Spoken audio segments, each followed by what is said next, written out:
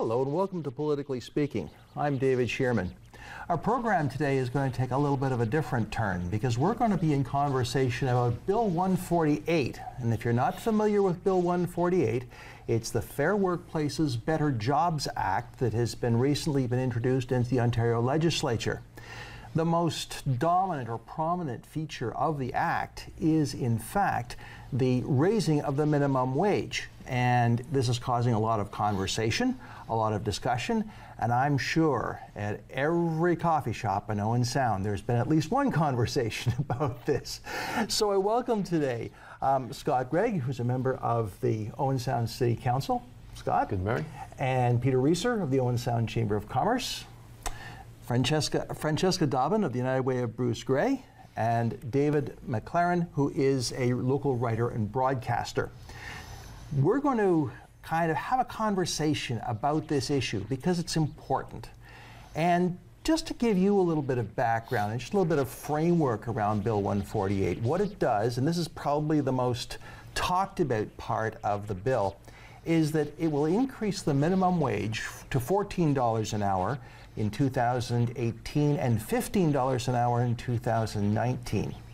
It also includes increased vacation time for employees who have been employed for longer than 5 years, from 2 to 3 weeks.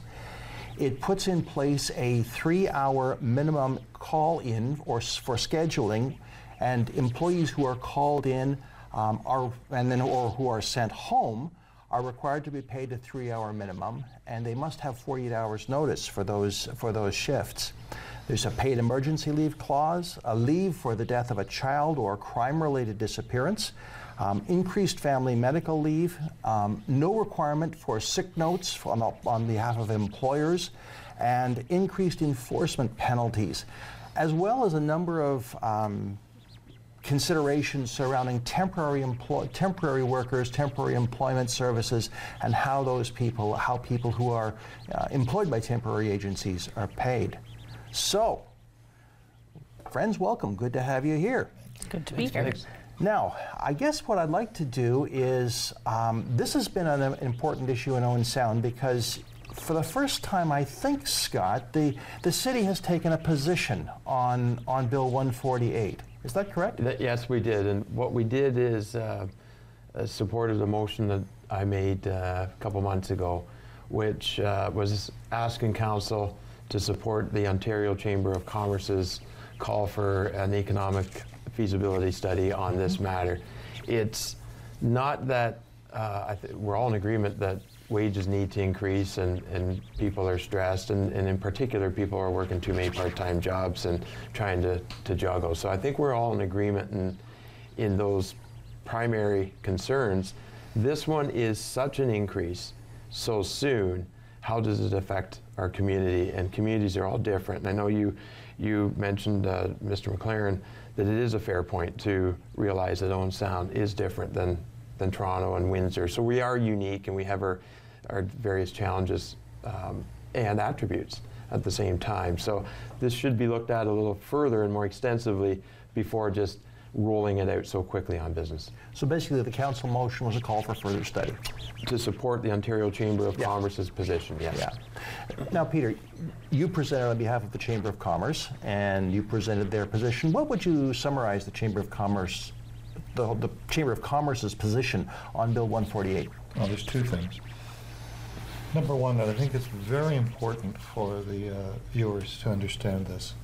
Chamber of Commerce, both locally as well as at the provincial level, are not against increasing the minimum wage. The issue is how quickly it's being implemented. That is where we have our greatest concern in terms of its impact on business, particularly small businesses. So, in a nutshell, our position is it's too much, too fast. And we have said that from day one.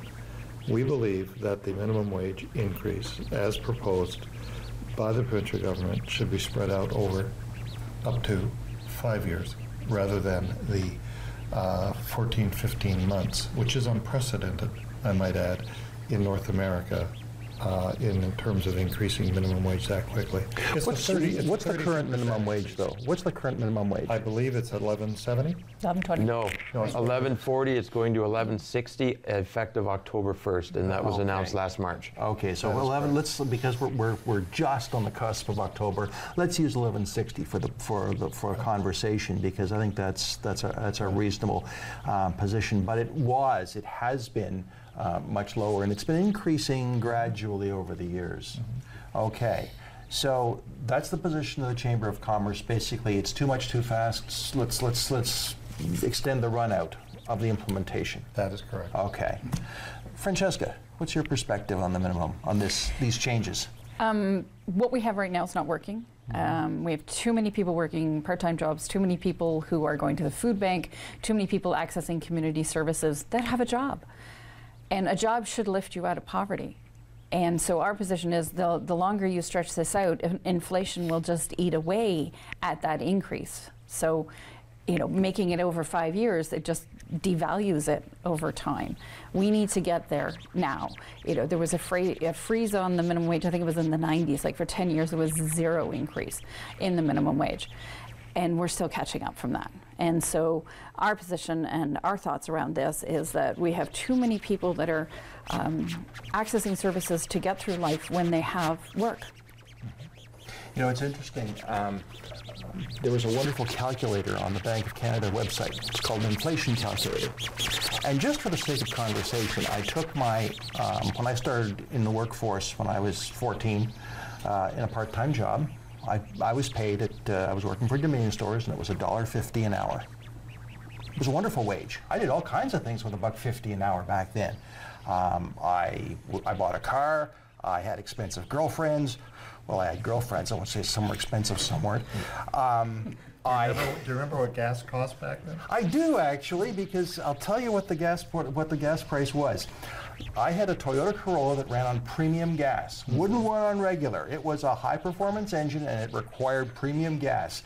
And just before the Arab oil embargo in 1973, I remember going and filling up at a Shell station in Mississauga, Ontario, right at the corner of Winston Churchill and Highway 5. Today you wouldn't recognize it. It's gone. I think it's a self-serve now. But I went there, and there was a lineup. I filled the tank. It was an 8 imperial gallon tank.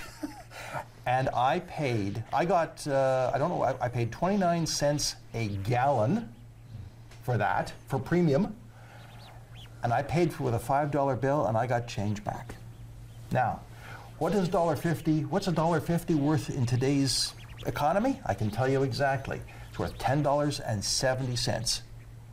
So what I was paid part-time as a student in 1973 is almost exactly the same, because when I ran the calculation, the minimum wage actually was just below, was in the $10.80, I think, range. It almost was exactly the same. So there's been no accounting for inflation since 1973 using the Ontario minimum wage.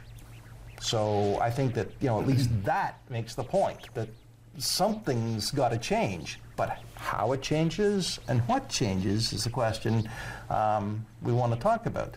David, your perspective on Well, this? it's not just the minimum wage that hasn't changed, it's people's salaries. And in fact, since 1973, people's salaries have actually lost ground. This economy, our economy, 60% of our economy depends on people buying stuff. And so if your buying power slips, then the economy is going to slip as well. But Canadians are $1.67 for every dollar that a Canadian family has in income, they owe $1.67. Our debt is the highest family debt in the G7. So Francesca's quite right, and she knows what happens on the street. It's not sustainable. So the $15 an hour is really, is not even a living wage, and we should probably talk about what a living wage is and what you have to be able to pay out if you're going to live well or live properly in Grey Bruce Owen Sound. 13% of the families in, I think it's in Bruce County, are working 2 jobs or more just to make ends meet. 20% of the families in Grey County are working 2 jobs or more just to make things meet. And in the Bruce Peninsula, it's mostly seasonal, so there's no chance of even a second job. So, you know, there are a lot of people hurting out there. There's a lot of families hurting out there, and they need a raise, and they need it yesterday. Do you remember way back when you were paying 29 cents a gallon? Any of your friends working 2 jobs? I remember lots of my friends working. Actually, 2 jobs. no, I don't. And the reason I say that is that I was a student, but with that wage, I was able to put myself through university with no debt. So I don't think there's a student in Ontario, in Canada, even in North America, who is not independently wealthy who could do that. I was not wealthy. My parents weren't wealthy. My father was a United Church minister. He wasn't paid all that well. But I was able to put myself through university, and I remember the first tuition bill I paid at the University of Toronto for 1 semester, $780. That was it. I mean, it's now probably $7,000 for a semester or for a year. So I think the scales have changed, and I think that's at the very least, I think we have to acknowledge the scales have changed. You know, back in time here. Before you were born. For sure. Before I was even in this country. You know, you had single wage families as well. Yes. You know, women were starting to enter the workforce, and so you had a wage that supported a full household on a single wage. And, you know, women entered the workforce because they wanted to enter the workforce, but now it's certainly an economic necessity. You know, only the high wealth families have that choice to stay home during especially those first 5 years when the kids are not in school. Now you need 2 incomes to run a household. But Francesca, you do know that after the Second World War and that whole demographic wave that occurred and the baby boomers, etc., was unique. I think what we're experiencing now is the norm. Well, I don't think most of us have actually experienced what the norm is out there. The 20s, the 30s, the 40s, people were working 2 jobs. They were the single family.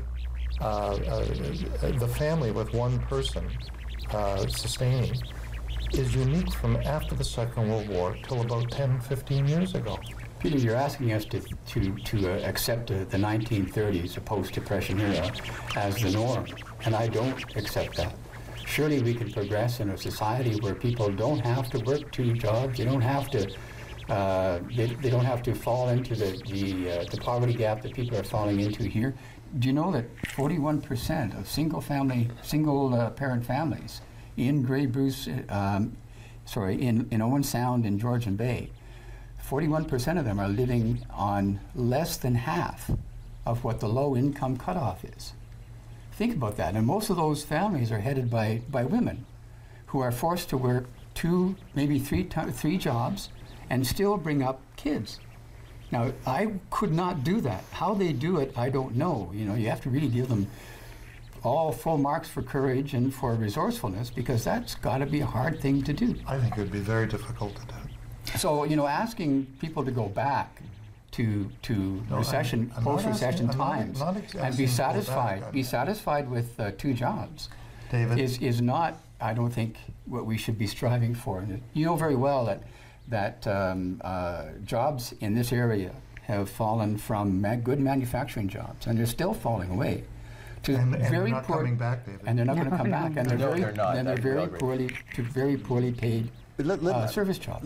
Let's just come back to Peter. What are you saying? I mean, if David is suggesting that you're saying, well, maybe we should lower our expectations. I think that if I were to, is that what you're saying or not? No, I'm not saying lower expectations. Okay. I'm asking people to be realistic in terms of what is what the purpose of a minimum wage was in the very first place. It was never intended to be the setup so that you could sustain, a single parent could sustain a family of 3 people. Never designed that way. It was to assist, to provide a leg up while that person took on the responsibility of improving themselves, of being educated, etc., etc. The expectation now is that you should be able to live on a minimum wage. It was never designed for that purpose. Well, the minimum wage is the least anybody will ever pay you to do work. It's the bottom of the bottom. I understand. And we will always need somebody to serve the coffee at the coffee shop. That is correct. And it's not going to be the high school student who needs to be in high school or the college student during the day. So there will always be somebody who needs to work the coffee shop. I understand. And if that's always going to be the minimum wage, you can't keep moving people through college for jobs that don't exist anymore, or they come out of college and they work minimum wage jobs.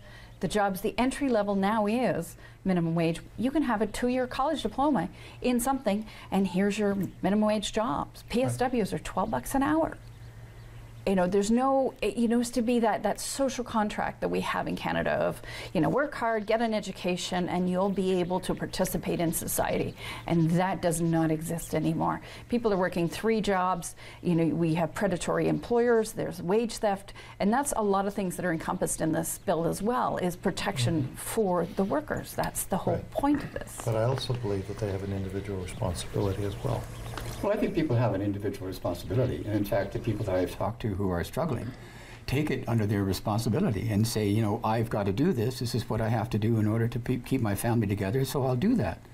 But the consequences of precarious work, and that I've done a study. Precarious employers. Yes, precarious, okay. And precarious I've never denied that. But the consequences of precarious work, and I've done a study on this, is, as the Grey Bruce Owen Sound Health Unit says, it's more hospitalization, it's frequent accidents at home because of the stress. We have a high alcoholism rate in this area, and we have high blood pressure and obesity. These are all signs of the stress. I'm not denying any of what you have to say.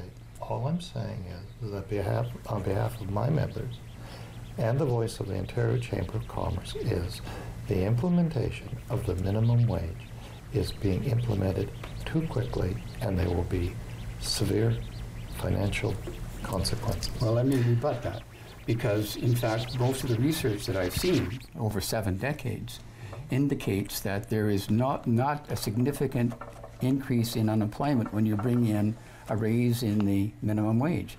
And neither is there a significant raise in prices when you bring in a minimum wage. I think I know the study you're referring to, David. There's many studies. There's many. But the one I'm most familiar with actually is an American study, which is quite interesting because it's what they call longitudinal. It covers about 70 years of American minimum wage increases. And the fascinating piece about that, and it has got quite a significant amount of academic endorsements by economists, is that when they looked at every increase in the American minimum wage, the U.S. minimum wage, they discovered that in close to 70% of the cases there was no impact on the economy, no decline in business, nothing. The only time that happened, no job losses, the only time that happened was when the business cycle itself was in recession.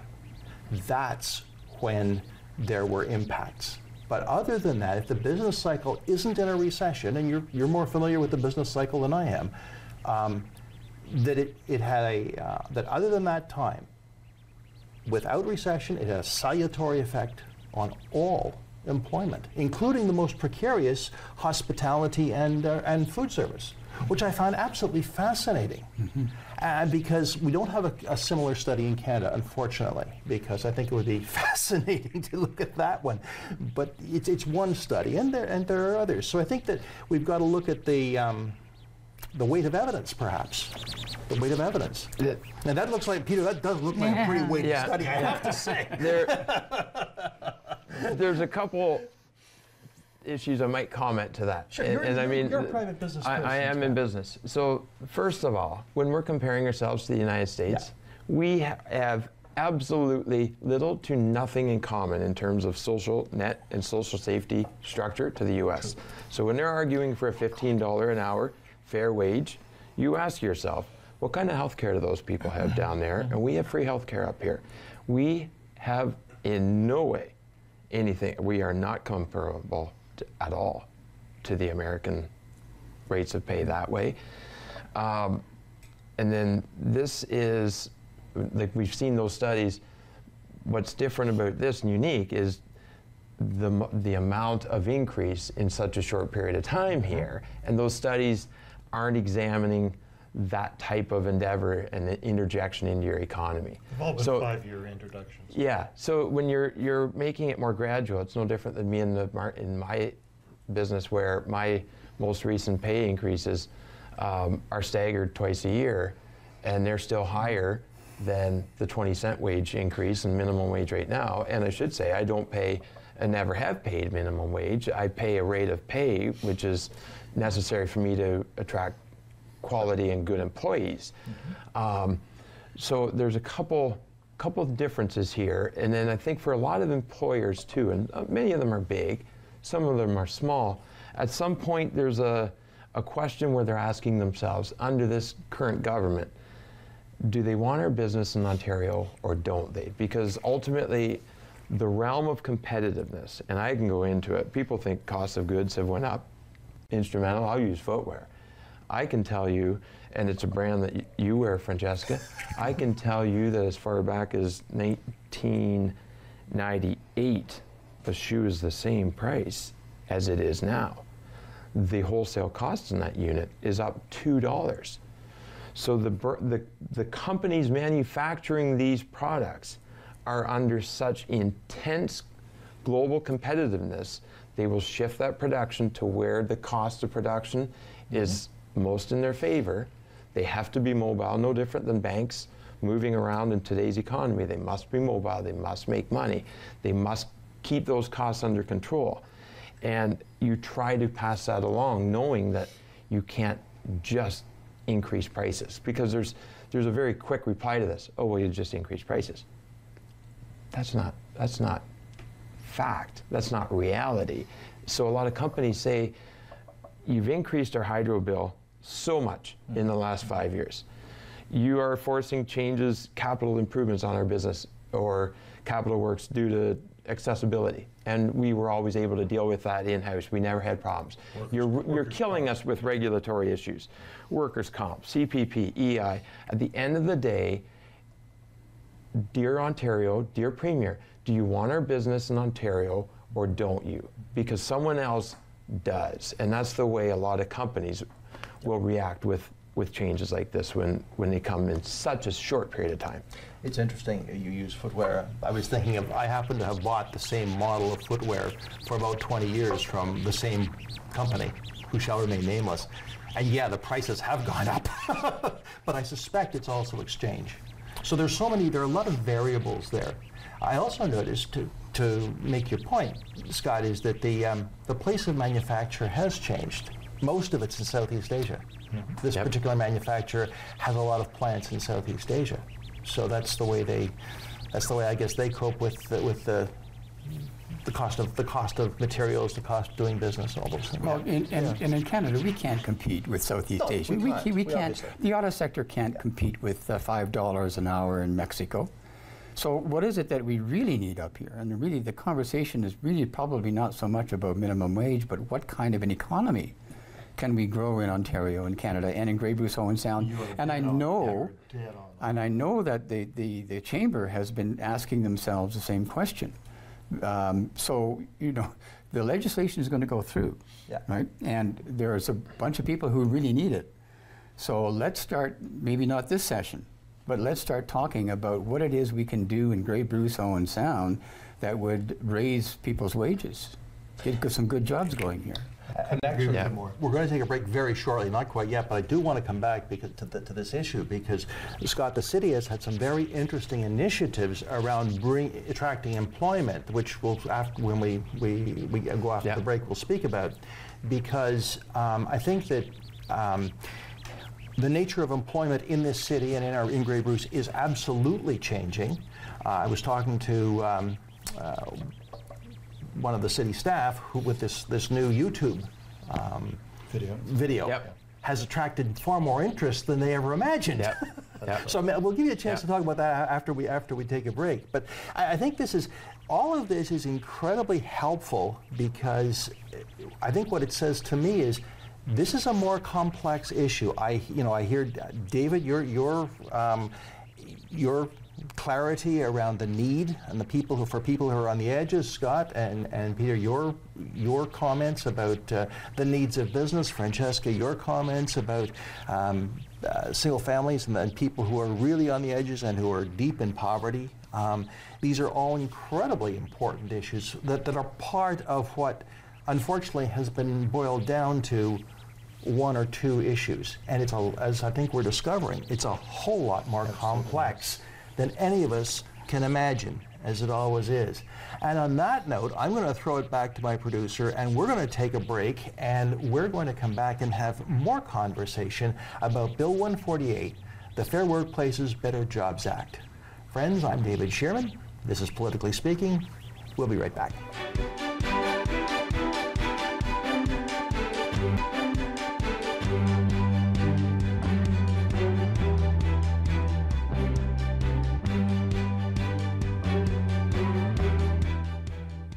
Hi, and welcome back to Politically Speaking. I'm David Shearman.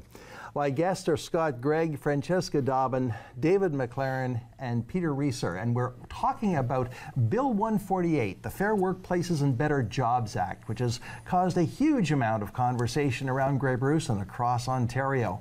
It's been our first half hour was incredibly exciting, and I think there was a lot of good conversation that happened here. Now, Peter, when we were talking in the break, you've got that's not a boat anchor, is it?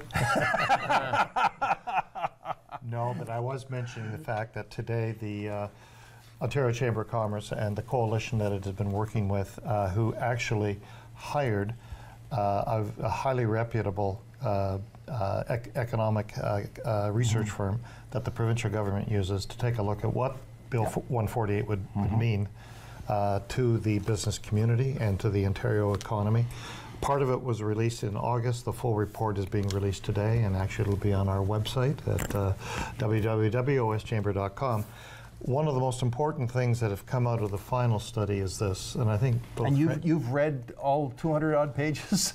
I would be lying if I said yes. But there's an executive summary. Yeah, that's only 40 pages long. That's pretty brief. But I think David and Francesca would be interested in knowing that the 185,000 jobs at risk that this report first identified said that if this could be spread out, the minimum wage could be spread out over 5 years, that risk would drop by nearly 75%.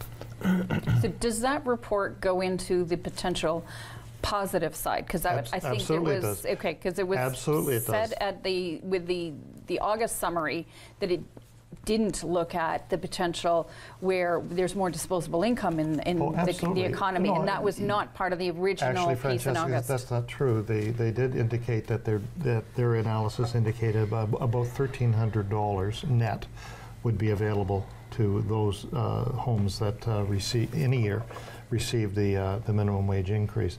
Yes, it does talk about that, and in the long run, what you said, David, is quite true. That the overall economic impact to the province, to the state, wherever it's been implemented, is positive.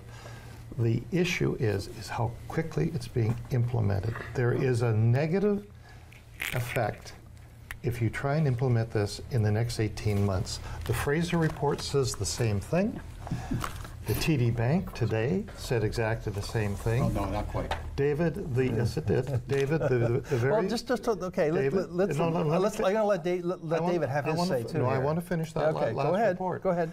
The government's own Office of Financial Accountability said exactly the same thing. There will be 50,000 minimum job losses in the short term. Well, let's look at your CanSIA report. That's the organization that you contracted to deliver a report to you. No, it isn't.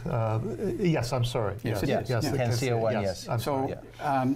You know, I took a look at their preliminary report. I haven't obviously seen the final report yet. And there's two things that are really troubling about that. First of all, they base their estimate on what they think employers are going to do with the $15 an hour. They're not giving a lot of credit to employers who find imaginative ways of keeping their employees on and paying them more money, as some employers, in fact, are doing. So anytime you have a an economic study or a social psychological study that looks at intent, you got to start scratching your head, because that is the worst predictor of what people actually will do. So let's not talk about what employers might do. Okay. And Now, the 185,000 jobs that they're saying at risk. I didn't say they were going to be lost. I said at risk. Well, they see that's not what came out in the headlines, and that's what's That is scaring not people. true. I'm sorry, but when you talk to people on the street, especially those who are in precarious work, that's what they hear. The other thing about this particular outfit, and now maybe they've corrected it in the final report, is that they have a black box operating system, basically. You do not know the kinds of variables that they plug into their model. It's in Now, here. maybe they're transparent now. It's in but here. they sure as heck weren't in the first report. Well, it was You only cannot- 20 pages long, You David. cannot. It was do- only 20 pages long. Fine, that's fine. But I've heard this problem with other people. I don't want to go into the variables. I'll take a look at the report itself. Take a look at the report. The difficulty is that what the Keep Ontario Working Coalition is doing, which is business, they are focusing on the numbers of jobs at risk or lost.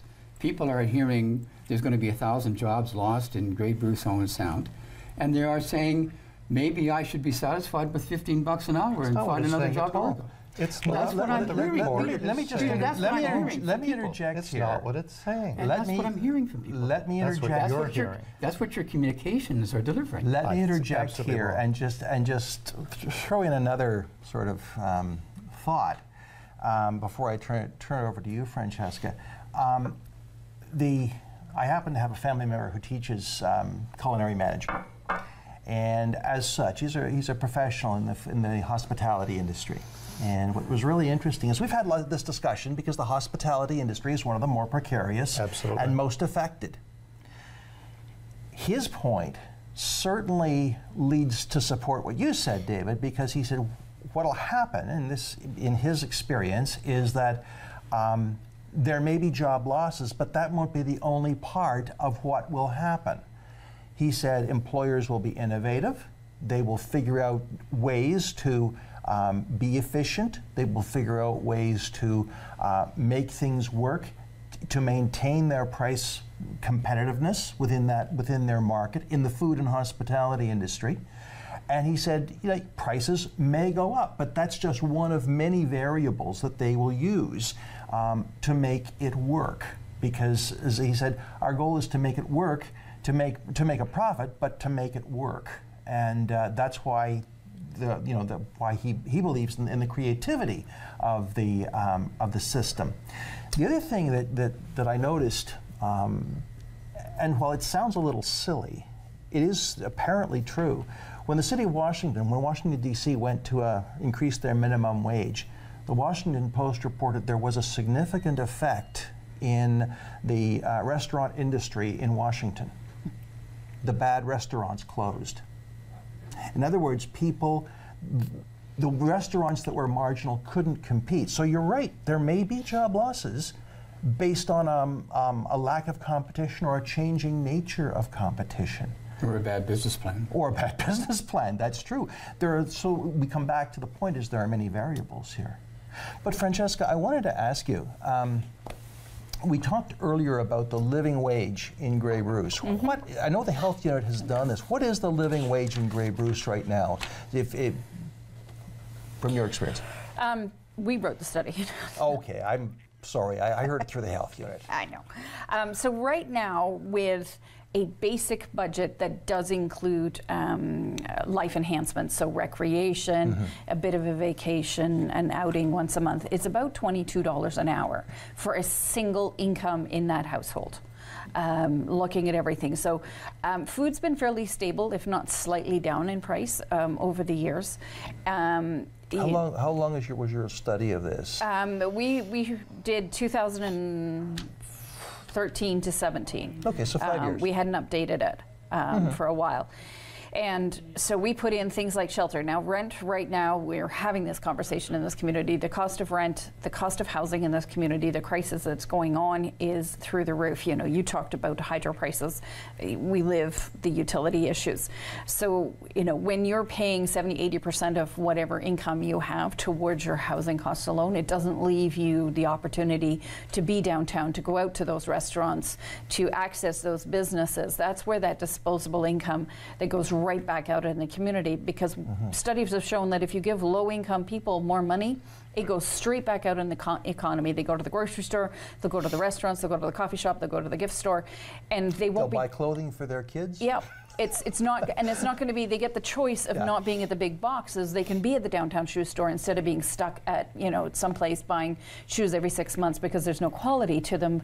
But if you can only afford $30 shoes, you can only afford $30 shoes. So this puts that money right back out into the economy. You know, transportation, we have no intra-city transportation. And, you know, the city transportation, it's there. It doesn't really fit the precarious work of people. So lots of people need a car. Childcare, you know, I'm not even going to go there if that's a problem. And then because the jobs don't have benefit packages associated with them, where do the drugs come from? You know, going to the chiropractor and all of those kinds of things. So that's just your basic needs. Before you get into recreation, a family vacation, gifts for Christmas, school-related costs because you want your kids to participate, all of those things. So your base, on just the basic needs, shelter, food, and transportation, it's still $19 an hour as that living wage. And we're not saying, you know, we should have, forget 15, let's go to 19. That's not what we're saying. We're just putting it out there going, this is why we're concerned. This is why this needs to happen sooner. Was the number not higher, Francesca, when it was first published? Was it not 22? Yeah, the whole thing is 22, the whole budget. When you reduce the budget down to just housing, food, and transportation, it's still $19 an hour. Those frills and the extra, the ability to participate, going to summer folk for the weekend, small things like that. Or even we're not going to Cuba in this budget. But just those small things, going to the movies once a month with your kids. Those are the things we put in there, and that's disposable income. And you know, we talked about the businesses, and I've talked to predominantly women in business, you know, the hairdressers and all of those. They're really excited about the $15 minimum wage. They are sole proprietors. They don't have employees. So it doesn't affect them on that side, but they're excited that women maybe would come and get their hair cut every 2 months instead of every 6 months, and therefore their business can grow because there's more disposable income out there. So there are people who are very excited about this as business owners because they think it's going to help them as well because there's more money churning around. Certainly on the flip side, I hear from a lot of businesses that are absolutely counter to what you said. Absolutely. They do not share the same enthusiasm from some of the employers that you talk to. The Fraser report indicated that net, with the increase to $15 per hour from $11.60, in the pocket net will be about 1.3% increase. Now, to some people, that's a fair amount of money. I'm not sure exactly how much that would translate in the home at 1.3%. I'm not sure how much it really will stimulate the economy. I would want to look at the assumptions of the Fraser Institute. I know when I read one of the studies that they did on wages and employment, I sort of went, that's a different take. So I would want at least to look at the assumptions.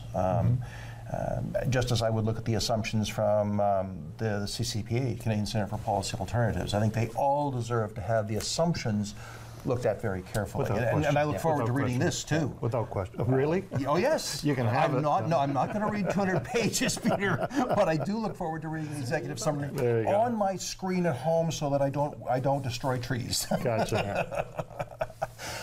David, do you have anything you want to add at this point about this conversation? It's a, you know, there is a creative tension here, perhaps. Oh. Well, there's certainly tension.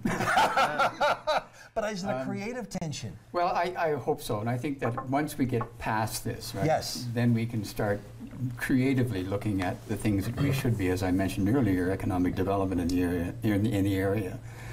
But you know, there is one of the things that gets left out of these discussions is unions. Yes, now I'm going to very bring true. back unions because you've got a new bill, Bill 148, that is going to require hiring 175 more monitors, inspectors. And you have a whole bunch of regulations and new regulations. Oh, and by the way, the old regulations are not being adhered to.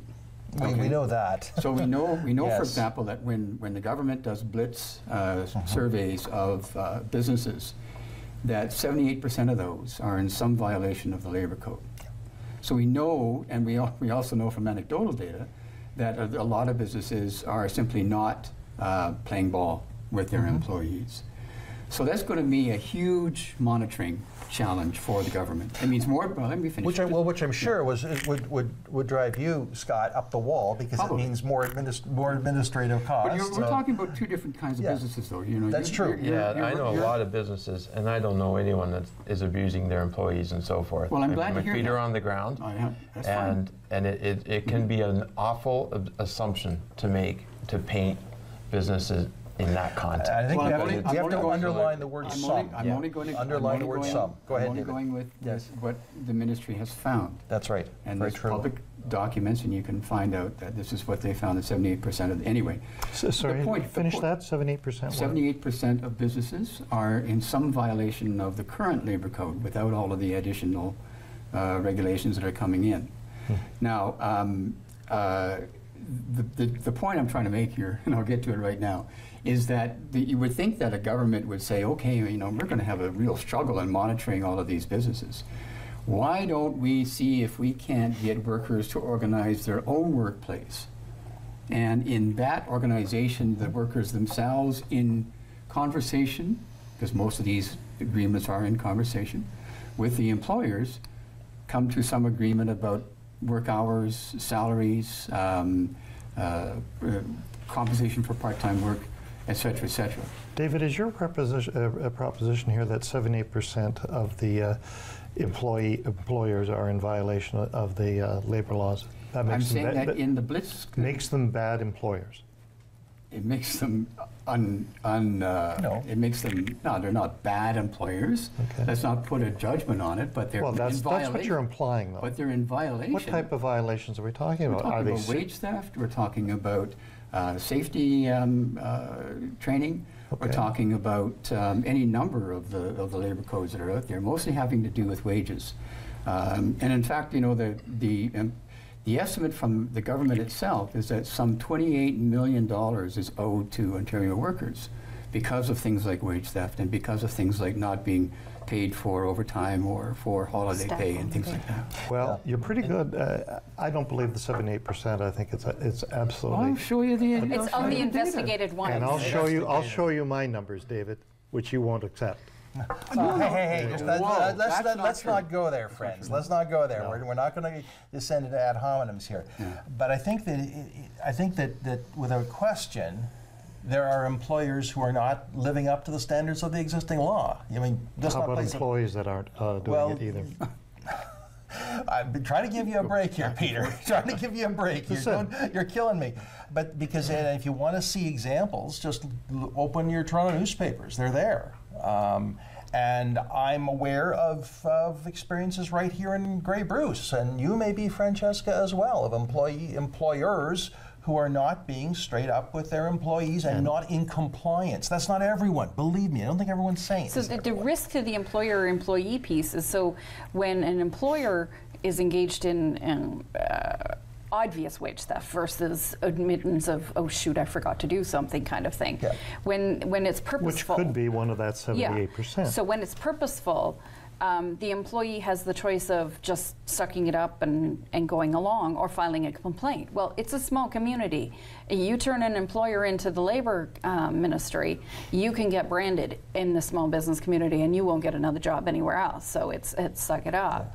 You know, and so but the employer, when they have a bad employee, can just lay off the employee and be done with it. It's not that easy. It's not that easy. It's all about notice. It's all about notice. Yeah, it's not that quite that easy in many cases. Particularly unionized employees? Oh, that's I would agree. That's a different environment because you're dealing with collective agreements. But Scott, you were saying? Well, I think, I mean, to rewind a little bit, we spoke very briefly about the TD report that came out yesterday. Yep. And this, I think, is an excellent validation of what Council was doing in supporting this document here. Well, let's see, there's 7 of 8 councillors supported the motion. And the TD report actually acknowledged, I mean, there is the potential of job losses, but acknowledged the regional differences and how Toronto is different than Windsor. Yeah. And perhaps $11 to $12 should be the minimum wage in Windsor. And Toronto's cost of living is much higher, so it should be more in Toronto than 15. That's actually the way it was when Ontario minimum wages were first brought in. If you go back and look at the record, you'll discover that Toronto had, when minimum wages were brought into the province, it was $1 in Toronto, 90 cents in the rest of Southern Ontario, and I think even lower in Northern Ontario. I think you're right. And there's another, another document. It's an MIT document. It was submitted at a seminar in Dublin this year. It's called a Regional Studies Association. I mean, MIT is a pretty tough school to get into. Yeah. And what it was is a study on the spatial variances called knowledge complexity.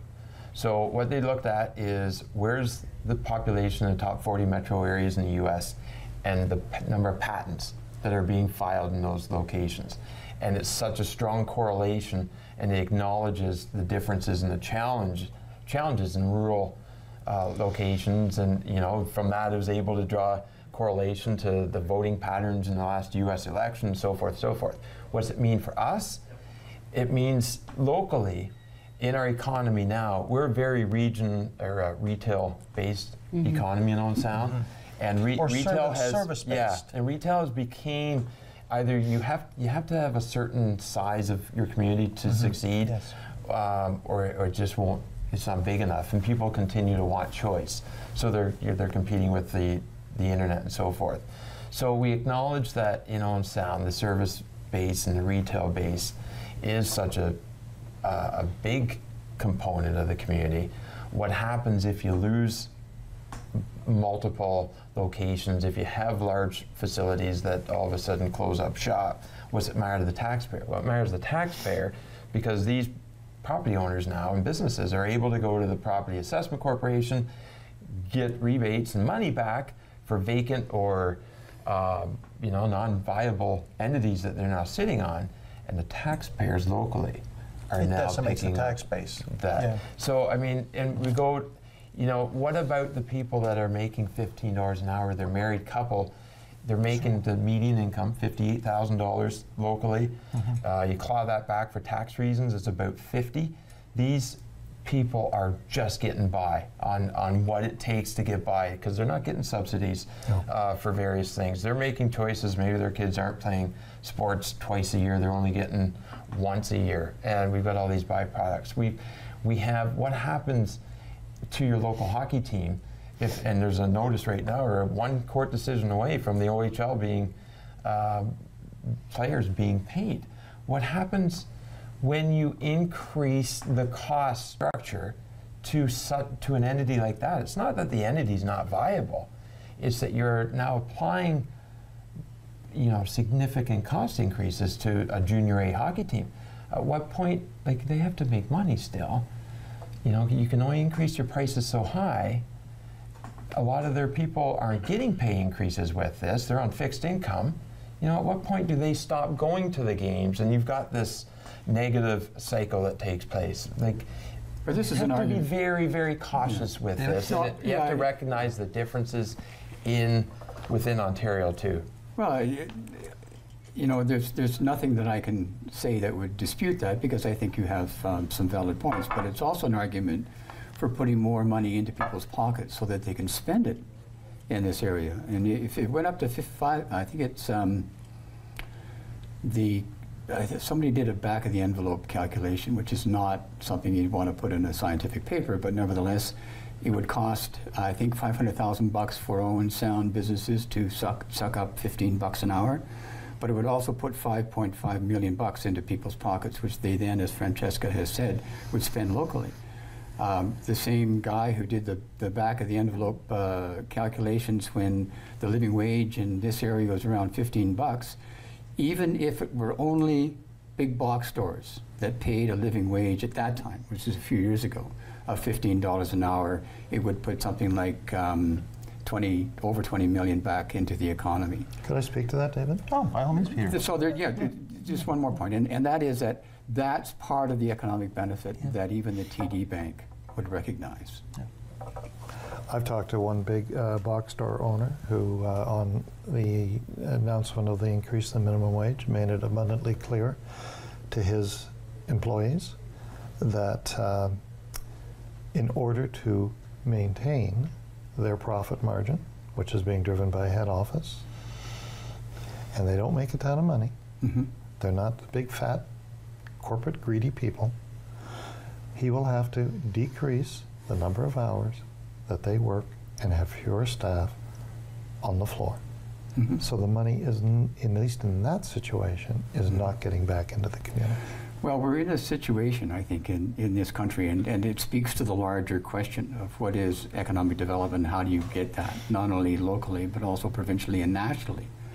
We're in a free trade agreement that is going to cost us, by the looks of things, more jobs. Now, yes, I'm sure that that's absolutely true, but how do you move from that to a situation where corporate head offices realizes that they're going to have to pay a little bit more to their franchisees in order for them to pay? Tim Hortons is in the same position. They're being squeezed by head office to the point where they're now in rebellion against, I've forgotten the name. Franchisees. The franchisees are in rebellion against having a disagreement with the franchisor. with the owner. So, you know, I'm sure that they're not fat cat corporalists or corporations here in Owen Sound. But somebody's making a lot of money, and we know that. Part of the problem, or part of the initiative... And that's wrong. Sure it is. And part of the initiative is to make sure that income is more equitably spread. So you don't believe in the free enterprise system? Oh, I never said that. Let's not make leaps of faith here. That's not. That's Peter. That's just out of line. Let's not make. I never said that. I think we just also want to acknowledge that, you know, Canada's a big country, but at the same time, just the economy of California alone is about 30% bigger than Canada. The population is bigger than Canada. Population slightly, but the economy size alone is 30%. So I mean, you can only carry so much in some cases as well. My issue is that it bothers me when I hear statements that companies are making too much money. That's a value judgment that you're making against a company that is working in the free enterprise system, that in some cases are public entities, etc., or private. And I think you can't make a blanket statement that they make too much money. I think we'd have to have a discussion on what criteria do you make that type of statement? How much is too much? The criteria that I use is income and wealth equality. Everything that I've been promoting in terms of policy, and you know, I'm not a fan of the Liberals, but in this case, their policy is going in the right direction. Everything that economic policy for governments has to be on the side of income and wealth equality.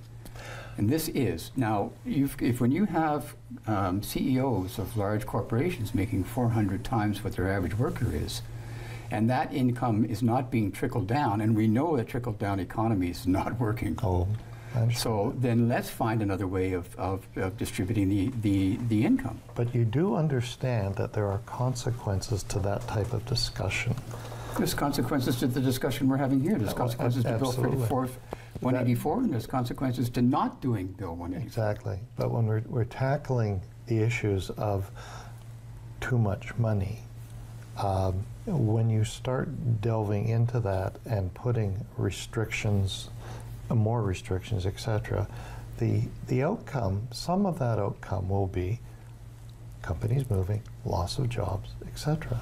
Because the companies go where they can make the money. Francesca? That's right. We have, as a society, decided what the maximum amount of money a senior can get through supports. We've decided what the maximum amount of money somebody who's disabled is allowed to get. We make those decisions as a society.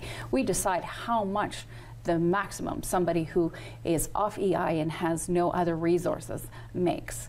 So we're already having the discussion and putting in place what the maximum average Joe can make. So I think it's quite reasonable to have a decision and a discussion about what is the income inequity in a community. And when you have a CEO making $8 million a year, you know, yeah, they have a lot of responsibility and risk, but have you ever seen a social media thing go viral when the low-wage cashier makes a mistake, says the wrong thing, takes the wrong stance, and it goes south on a company, and it can cost shareholder value? So your cashier is equally important in that company as the CEO. I'm not seeing. Okay, I'm gonna have to stop it right here because believe it or not, we're almost out of time. We survived. Thank you, Scott, Peter, David, You're Francesca, for this wonderfully exciting and invigorating discussion about Bill 148, the Fair Workplaces, Better Jobs Act. And thank you, friends, for being a part of Politically Speaking. I'm David Shearman. We'll be back next week. This is better than watching. Thanks,